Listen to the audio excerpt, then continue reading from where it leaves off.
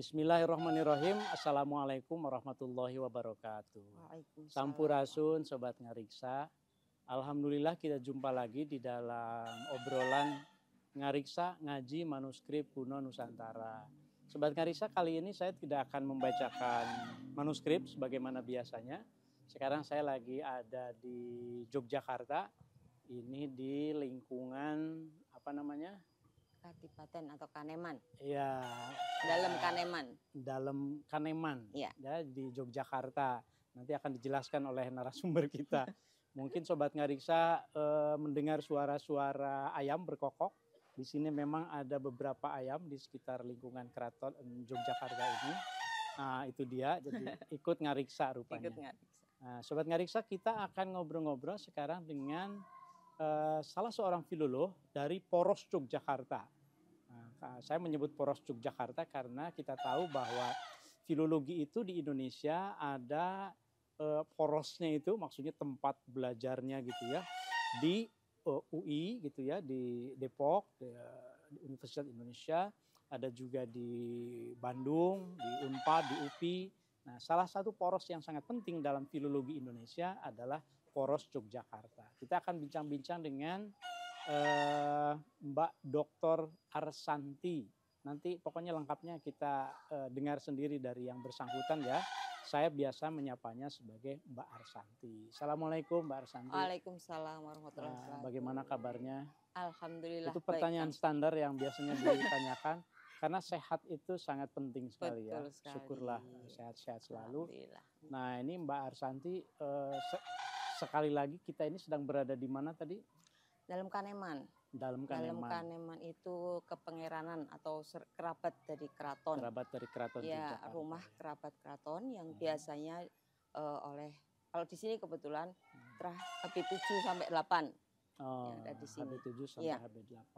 Jadi kerabat-kerabatnya tinggal di lingkungan sini, sehingga banyak Kang Oman Pirso ini di belakang kita semua ini pendopo yang biasanya buat latihan menari, latihan karawitan, itu biasa di sini. Dan ini masih digunakan ya Masih alat-alat aktif. karawitan. Hari tertentu ada latihan rutin. Ya ada yayasan atau organisasi tari yang latihan rutin. Mbak Arsanti sendiri sering ngajak mahasiswa ke sini? Kalau mahasiswa kebetulan untuk menari belum, tetapi Bukan ada di menari. salah satu bagian di sini yang dipakai untuk praktik mahasiswa kami untuk praktik penanganan naskah. Penanganan Naskah, naskah, manuskrip. arsip dan naskah ya. Iya.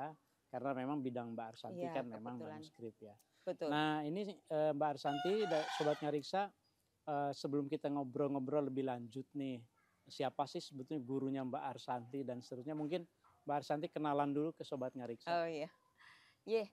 Perkenalkan, saya Arsanti Wulandari, dosen dari Sastra Jawa di Fakultas Ilmu Budaya Universitas Gadjah Mada, dan saat ini kebetulan dipercaya untuk menjadi sekretaris Komisariat Yogyakarta, Sekretariat Manasa, Komisariat Yogyakarta. Masyarakat Pernaskahan Pernaskahan Nusantara. Sejak 2012 kalau nggak salah ini. Terus ya seperti tadi Bapak Prof. Oman ngendiko bahwa saya masuk di Manasa memang sejak tahun itu 2012, dan itu karena virus yang menyenangkan menurut Virus yang saya. menyenangkan. Iya. Virus manuskrip ya. Iya. Jadi ini suatu hal yang menarik bagi saya karena manuskrip saya pikir sesuatu yang lebih pasti. Kita bisa baca, pasti kita bisa baca. Setiap orang pasti bisa baca. Itu yang saya yakini, Prof. Oman. Jadi kalau di Ngariksa saya bukan Prof. Kang Om.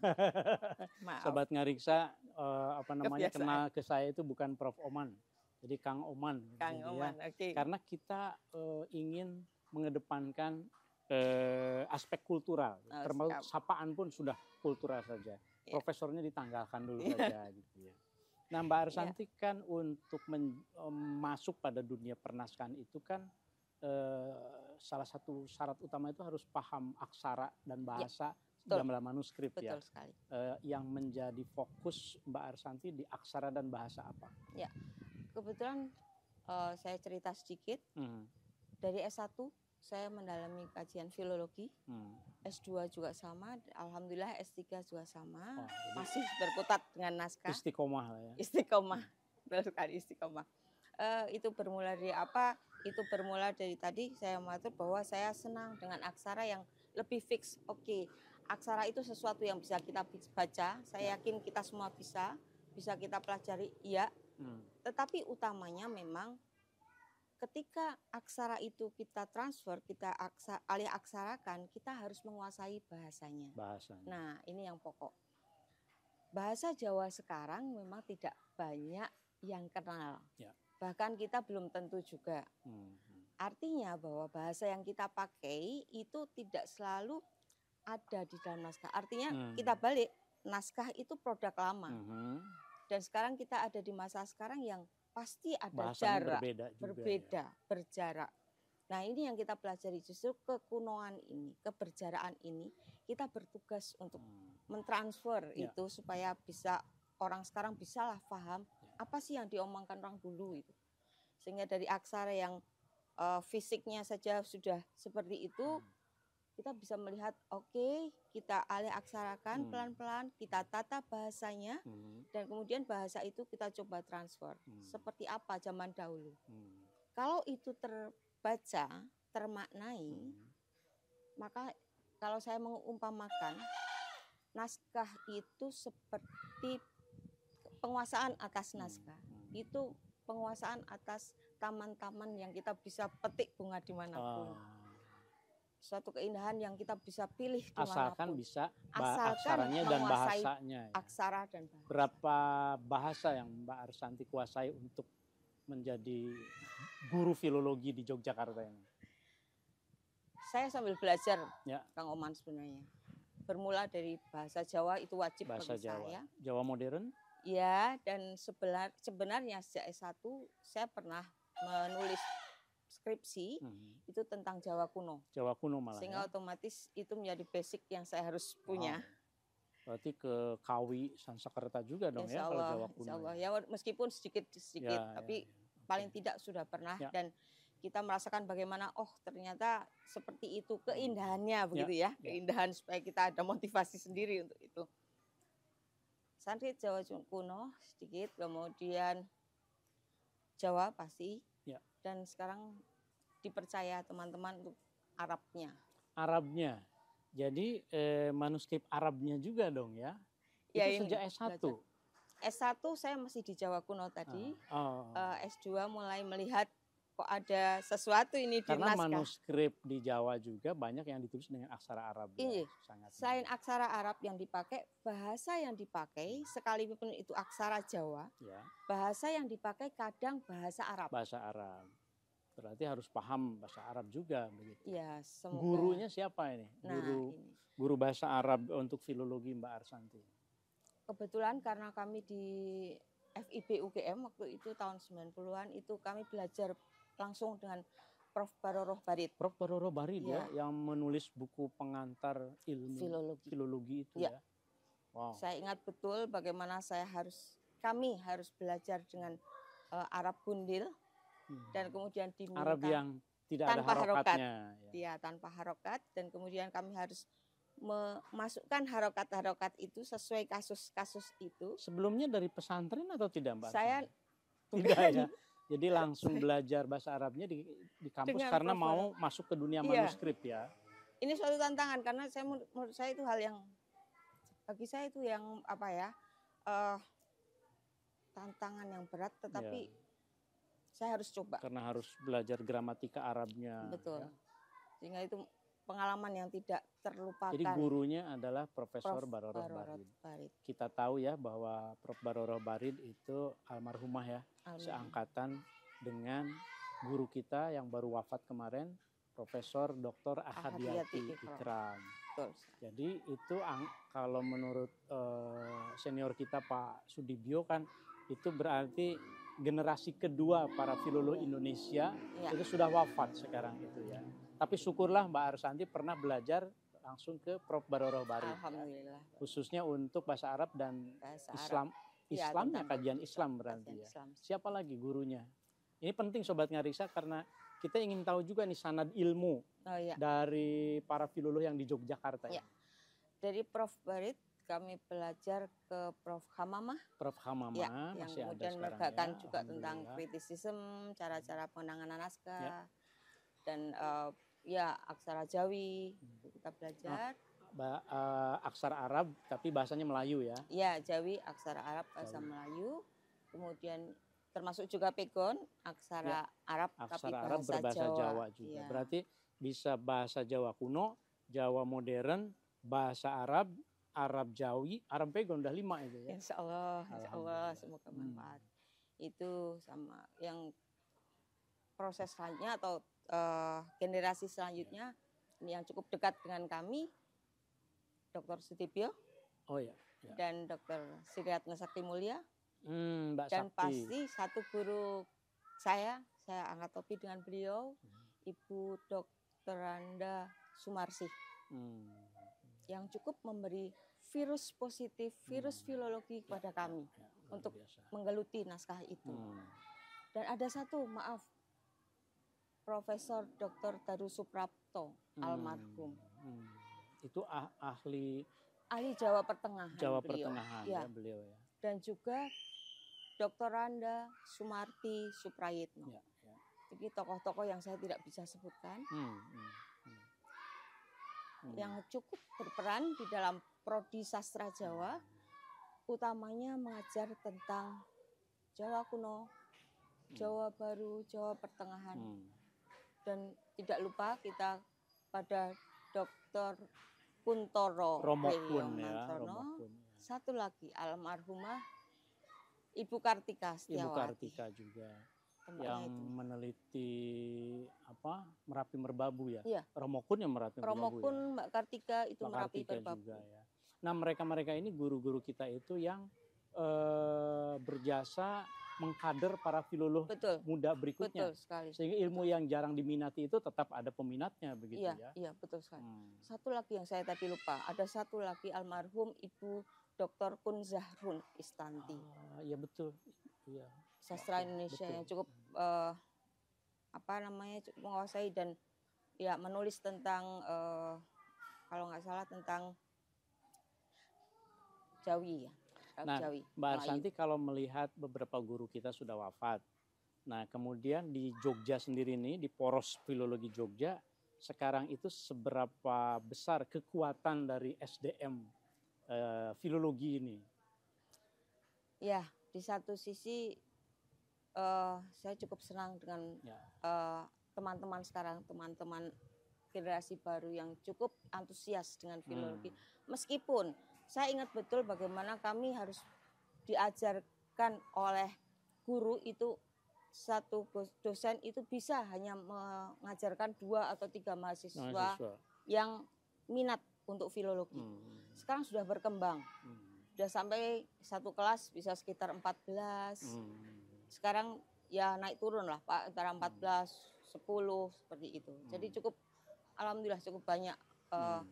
Jadi kita masih bisa berharap lah ya ke depan bidang yang mungkin agak jarang peminatnya, tetapi karena melihat pentingnya manuskrip yang menjadi objek kajiannya, ya masih bisa ya kita berharap ada kader-kader berikutnya.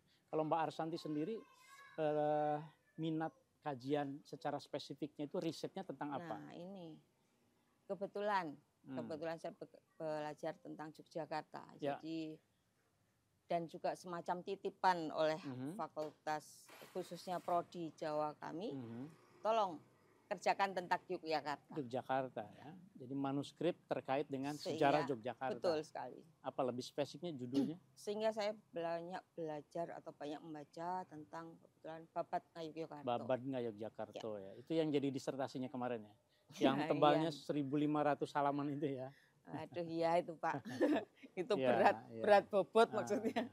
Jadi itu apa pentingnya manuskrip itu, Babad Ngayogyakarta itu? Iya, Babad Ngayogyakarta menurut saya adalah suatu rekaman, jelas rekaman ataupun dokumen masyarakat masa lalu dan bagaimana ternyata kita tahu proses kultural yang terjadi di dalamnya selain kronikal sejarah. Jadi di situ banyak nanti kita bisa melihat bagaimana salah satu tokohnya, kebetulan ini Babad Ngayogyakarta HB 4 sampai 5 itu yang banyak bicara tentang Diponegoro. Pangeran Diponegoro. Nggih, Pangeran Diponegoro. Bagaimana peran beliau di masa itu? Perannya di dalam peperangan melawan Belanda atau di dalam Satu, sosial kemasyarakatan? Sosial keagamaan? kemasyarakatan. Ya, jadi kebetulan dalam teks itu disebutkan bagaimana Diponegoro itu mengedukasi HB4. Oh. Ya. Ya. Jadi kajiannya tidak hanya lokal, ternyata apa sih yang dipentingkan oleh Diponegoro. Saya melihat bahwa ada dua konsep di sini, religi dan kultural. Menarik ternyata tuh. Jadi sudah nilai muncul pada keagamaan dan nilai budaya. Betul ya. Sekali. Apa konsep Pangeran Diponegoro dalam budaya dan agama itu? Budaya agama jelas. Beliau menegaskan bahwa kalau kita menjadi seorang pemimpin, janganlah lupa kita dengan huruf Arab. Kemudian disampaikan juga bahwa huruf Arab itu apa? Kita baca selanjutnya huruf Arab. Ternyata disampaikan itu Al-Quran. Otomatis kita menguasai itu. Artinya Al-Quran jelas di situ ada banyak hal kepemimpinan yang disebutkan. Di sisi lain dari konsep budaya kita akan melihat bahwa ojo lali huruf Jawa lan Arab. Artinya tetap ada basic kultur yang harus diangkat. Artinya kemudian disebut teks apa saja yang harus di dalam babad itu ya? Ya, disebut secara eksplisit. Jadi ada ini babad Jakarta ini karangan siapa? Ini salinan. Salinan. Itu dari Empu Pratomonom itu di Bupati Kalasan disebutnya begitu.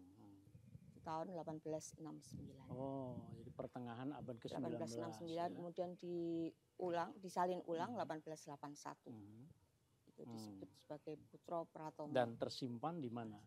Kalau yang saya pegang ini kebetulan koleksi Museum Sonobudoyo. Sonobudoyo. Ya. Dengan SB 169. Jadi kalau sebetulnya Sobat Ngariksa ingin masuk pada kajian manuskrip di Yogyakarta dan sekitarnya khususnya, sebetulnya sumbernya masih banyak di sini ya. Masih banyak. Di Museum Sonobudoyo, di masyarakat gitu ya. Mari kita asal kita satu tadi seperti ungkapan kami yang pertama bahwa penguasaan aksara dan bahasa itu menjadi kuncinya untuk itu. Membuka taman-taman yang ada di sini sebenarnya seperti itu, Kang Oman.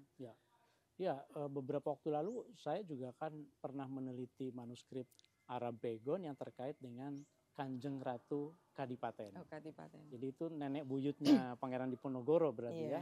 Itu Eyang Buyut ya, Eyang Buyutnya yang membawa Pangeran Diponegoro ke Tegarrejo. Betul sekali. Itu ada diceritakan juga di dalam babad Yogyakarta tadi itu.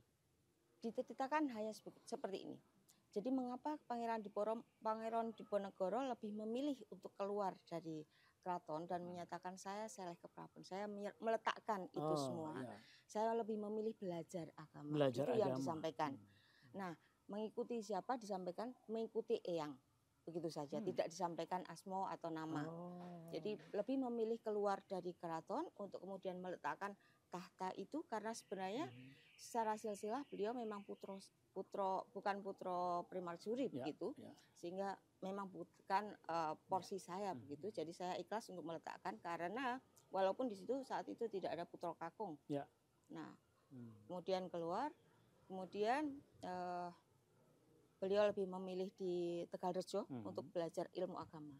Sampai dewasanya kan ya. Tampaknya ini yang kemudian menjadi alasan mengapa teks ini disalin untuk HB6 dan HB7 pada masanya. Karena silsilah beliau. Beliau itu putra pertama kakung. Yang biasanya menjadi putra mahkota, tapi karena posisi beliau bukan dari putra mahkota kan dia lebih baik keluar. Dan ini yang dialami oleh HB6 dan HB7. Gitu ya. Saya melihat seperti itu. Jadi ini manuskrip ini saling terkait ya, baik betul. Yang di Honocorokonya, yang Jawa, yang Pegonnya juga begitu ya, yang saya teliti karena saya tidak bisa masuk ke yang Jawa.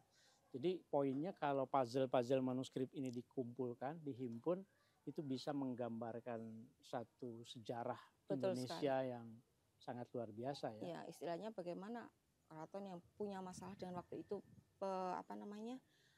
silsilahnya ataupun diturunkan tahta pada siapa itu masih menjadi masalah, tapi secara kultural mereka bisa meredam itu dengan cukup apik begitu, rapi sehingga itu bisa terterima oleh masyarakat saat itu. Wah, ini PR-nya masih banyak berarti di Yogyakarta juga. Ini mungkin buat masyarakat pernaskahan Nusantara yang ada di Yogyakarta khususnya, atau buat Sobat Ngariksa secara umum, Mbak Arsanti punya pesan apa buat teman-teman nih? Yang pasti ada satu hal tadi, penguasaan bahasa aksara itu kunci utama kita masuk taman-taman surga di pernaskahan Taman-taman kita. surga pernaskahan Saya Nusantara. katakan begitu karena cukup banyak ya bisa informasi. Jadi skripsi, tesis, disertasi ya kan. Dan yang pasti kan kita belajar banyak kebudayaan masa lalu. Betul, itu yang penting ya. Di mana orang tidak semua mau dan mampu untuk itu. Sehingga ini menjadi peluang besar kalau teman-teman memang kerentek bahasa kami atau minat, punya tekad, ayo kita belajar itu. Kita buka bersama taman-taman ini, kita baca bersama, kita semaikan bunga-bunga yang... Apa yang dilakukan oleh masyarakat untuk mendorong anak-anak muda supaya tertarik? Masyarakat itu maksudnya kita masyarakat pernaskahan Nusantara atau komunitas-komunitas, kan di Yogyakarta ini ada juga Jangkah ya, Jagungan Naskah gitu ya. Itu mungkin kita ingin sedikit punya gambaran tuh, apa yang dilakukan oleh akademisi dengan masyarakat untuk melestarikan manuskrip-manuskrip dan mengajak anak-anak muda supaya berminat. Alhamdulillah ya Kang Oman, kami dari Prodi Bahasa Jawa UGM mencoba berkolaborasi dengan komunitas-komunitas ini. Jadi ketika di kelas mereka mendapatkan bekal secara teoritik, ya kemudian kita kerjasama dengan komunitas salah satunya Jangkah untuk menjadi tempat magang. Jadi ketika di luar atau di lapangan mereka bisa praktek, bisa lihat dan bisa mempraktekkan apa yang ada di kelas. Saya rasa itu suatu lebih efektif untuk langkah yang sangat ya. efektif. Jadi mahasiswa bisa merasakan, oh seperti ini. Ada masalah apa bisa diskusikan dengan kami. Jadi kami menjalin komunikasi. Apa yang dimaksud kolofon itu ini langsung gitu ya. Dan terutama melihat fisiknya langsung. Betul. Sehingga mungkin bagaimana cara merawatnya mereka langsung. Iya. Walaupun di prodi kami juga ada, tapi kan tidak sebanyak kalau mereka lihat. Dan kasus kodikologi kita bisa lihat sendiri seperti apa sih kertasnya, seperti apa lubangnya, sehingga harus kita apakan. Nah ini kan di lapangan lebih perso dan lebih detailnya lebih bagus. Jadi kami lebih memakai sifat kolaborasi dengan komunitas untuk apalagi komunitas yang anak-anak milenial itu lebih lebih bisa memanfaatkan media sosial ya. Betul, itu mereka lebih bisa mempublikasikan. Jadi kita sebenarnya sama-sama belajar. Sama-sama belajar. Karena ya kita generasi yang seperti ini sudah jelas kalah secara ini, tetapi teoritik kita tetap diperlukan untuk mengawal itu semua. Nah, kami juga kan kita ngobrol-ngobrol di Ngariksa itu kan cara untuk menyampaikan pesan-pesan kekunuan dengan cara kekinian. Betul sekali. Mbak Arsanti suka nonton Ngariksa ya? Insya Allah. Mungkin ada pesan atau kesan tentang Ngariksa? Ya. Saya pikir ini satu ide yang bagus begitu tentang Ngariksa ini. Satu tadi benar ngendikanipun Kang Oman, kata Kang Oman ini bahasa Jawanya ngendikanipun ya. Kata Kang Oman kalau itu kita menjadi jembatan, dan di sini media ini menjadi jembatan kita antara kita yang belajar tentang kekunoan dan disampaikan kepada masyarakat sekarang yang ada di balik layar. Ya, sehingga pengetahuan kearifan lokal masih terus terjaga gitu ya. Mudah-mudahan ya. Amin. Nah, ini Mbak Arsanti, kita kalau di akhir ngobrol-ngobrol Ngariksa ini ada slogan yang kalau yang nonton Ngariksa biasanya hafal. Apa ini? Mari kita menatap masa depan dengan merawat masa silam. Ya. Baru kita salam Ngariksa. Mungkin bisa kita ucapkan sama-sama. Mari. Udah hafal kan? Nah, ini harus belajar lagi. Baik, Sobat Ngariksa, itu obrolan kami, Mbak Arsanti, filolog di Yogyakarta. Mudah-mudahan bisa menginspirasi kita semuanya. Amin. Kita titipkan pesan untuk para Sobat Ngariksa. Mari kita menatap masa depan dengan merawat masa silam. Salam Ngariksa. Salam Ngariksa. Terima kasih banyak. Sama-sama. Selamat sore.